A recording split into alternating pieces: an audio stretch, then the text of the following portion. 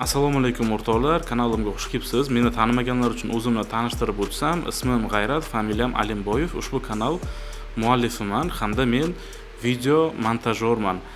Aynan video montaj yo'nalishida to'y marosimlarini montaj qilish bilan shug'ullanaman. Kanalimda yuritishim davomida o'zimda ishlarimni qo'yib boraman. Instagramga, Telegramga, mana shu YouTube'ga qo'yib borgan vaqtimda meni kuzatuvchilarim, obunachilarim orasida mana shu men tayyorlagan ishlarimni proyektini tashlab berishini ko'pchilik so'rar edi va mana shu talablarga binoan men o'zim tayyorlagan to'y marosimlarini, teaser roliklarini, proyektlarini sotuvga chiqaryapman.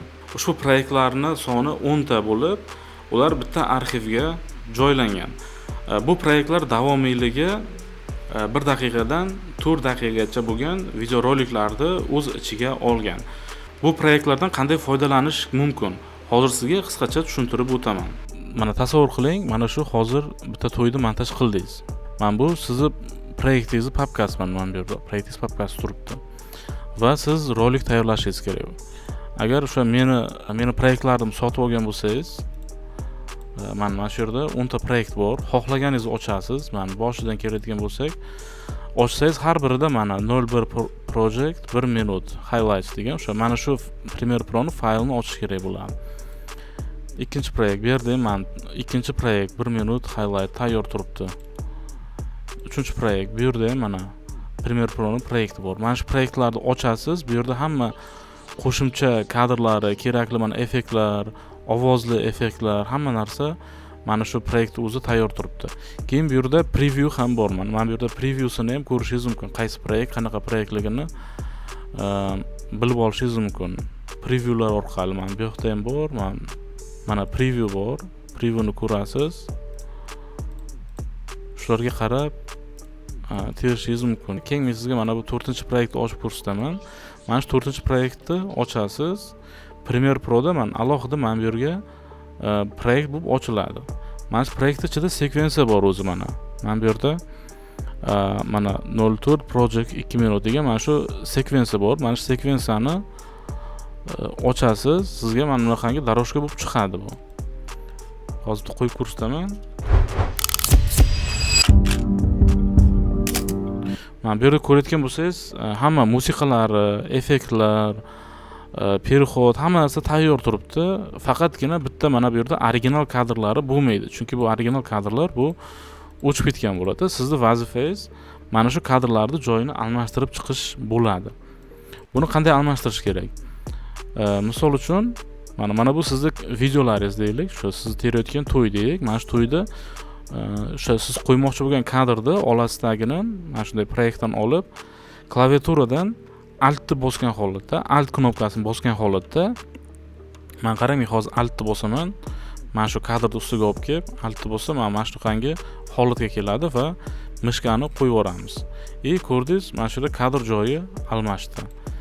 Keyin bu yerda mana bu instrumentlar panelida mana bunaqangi bitta instrument bor.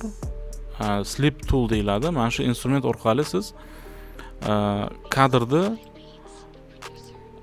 kerakli joyini tanlashingiz mumkin. Mana ustiga bosasizgina chapga, o'ngga siljitasiz. Mana yuqorida ko'rishingiz mumkin. O'zingizga kerakli bo'lgan kadrni joyini tanlaysiz. Mana shunday terib ketaverasiz. Mana ikkinchi kadrga o'tamiz. Masalan, ikkinchisiga keling, mana bu proyekt, mana bu kadrni olaylik. Olamiz, Alt'ni bosamiz, tashlaymiz. Mana shu slip tool bilan ozroq joyini to'g'rilaymiz. Endi men bu yerda stabilizatsiya qo'yganman-da mana shu kadrga. Siz effektdan, mana bu effects controldan bu stabilizatsiyani o'chirib tashlasangiz bo'ladi. Mana bunday qilamiz, stabilizatsiya o'chdi, mana ko'rdingiz. Endi ozroq u yog'ini sal-pal to'g'rilab borasiz-da, o'zingizning kadringizga moslashtirib, mana bunday qilib joylarni to'g'rilab olasiz. Mana shunday qilib kadrlarni ketma-ket terib ketaverasiz. Endi do'stlar, narxiga keladigan bo'lsak, ushbu proyektlar 10 ta proyekt birdaniga sotiladi. O'sha bitta holatda sotiladi, donavoy sotilmaydi. Mana shu 10 ta proyekt uchun men 200 ming so'm so'rayman, 200 ming so'mga sotiladi. Agar donasiga hisoblasak 20 ming so'mdan to'g'ri keladi. Menimcha do'stlar, bu unchalik qimmat summa emas. Agar kim aka qimmat aytyapsiz deydigan bo'lsa-da, chunki o'zingiz o'ylab ko'ring, u yerda 10 ta tayyor proyekt bor. Siz shunchaki kadrlarni joyini almashtirib tayyor video rolikni qo'lga kiritasiz. Bu proyektlar donavoyga sotilmaydi, faqat mana shu butunlay holatida, mana shu 10 ta holatida sotiladi 200 ming so'mga.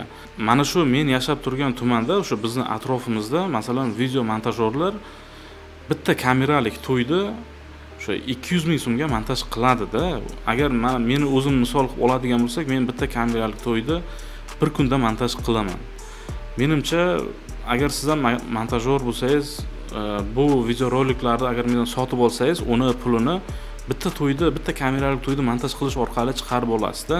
Shuning uchun do'stlar, agar kimga qiziq bo'lsa, mana shu proyektlarni sotib olmoqchi bo'lsangiz, marhamat, menga Telegram orqali murojaat qilishingiz mumkin va e'tibor qiling do'stlar, faqatgina bu proyektlarni men sotaman, faqat men orqali xarid qilishingiz mumkin. Mana shu Telegram silka orqali meni lichkamga yozishingiz mumkin. Agar mendan boshqa kishi, mana shu lichkamdan tashqari boshqa kishi sizga bu proyektlarni taqdim qilayotgan bo'lsa, biling, u nomard, noinsof, bir muttaham inson hisoblanadi. Birovning haqqiga xiyonat qilib, birovning haqqini yeydigan, o'sha haqqidan, harom puldan bola chaqasini boqadigan inson bo'ladi. Shuning uchun bunaqangi noinsofgarchiliklarga yo'l qo'ymaylik do'stlar.